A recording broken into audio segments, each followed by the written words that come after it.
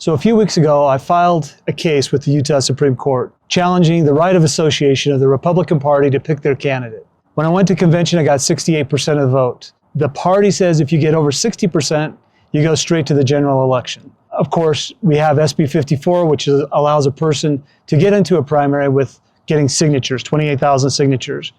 And then they can get to the general election by winning a primary election.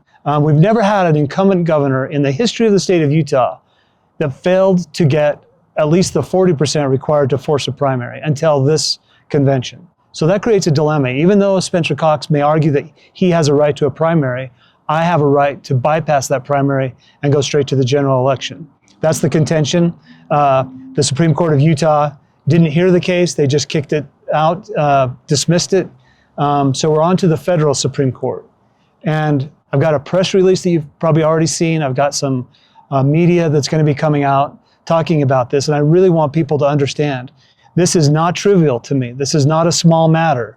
This is how we have a representative form of government. If we don't have the ability to go through the caucus system and to choose our candidates the way the Republican Party has historically done it, then do we really have a representative form of government? All of you who have been paying attention again know that we're challenging Spencer Cox's signatures. If you're going to bypass the convention by getting signatures, then you should have those signatures verified by an independent third party, really by anybody who wants to look at them should be able to look at those things. But if there's legal issues, privacy issues, then get a qualified independent third party to look at that. That's what we've been seeing for a very long time. The other thing that is really astonishing is that we don't have access to the cast vote records. Most states post those cast vote records on their websites. Counties will have those available. Utah did that up until 2020.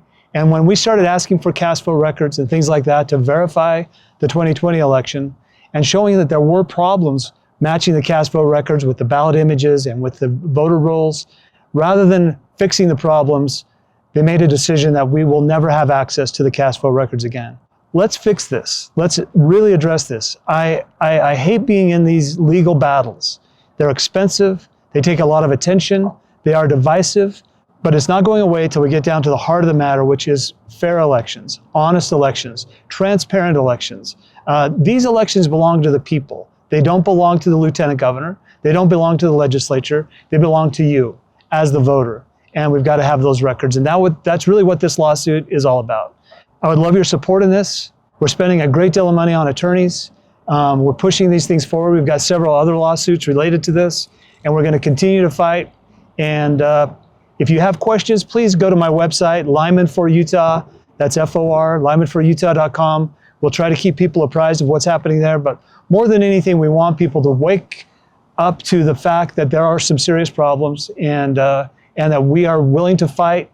And it's time. This is the time. If we don't do it now, if we say, we'll just address this in the next election, give it 4 years. This is not sour grapes on my part. This is not sore loser on my part. This is wanting a fair election. That's what motivated me to run for office, was not to become the governor, but to address these issues, these problems that we have and this lack of transparency. So thank you for your help.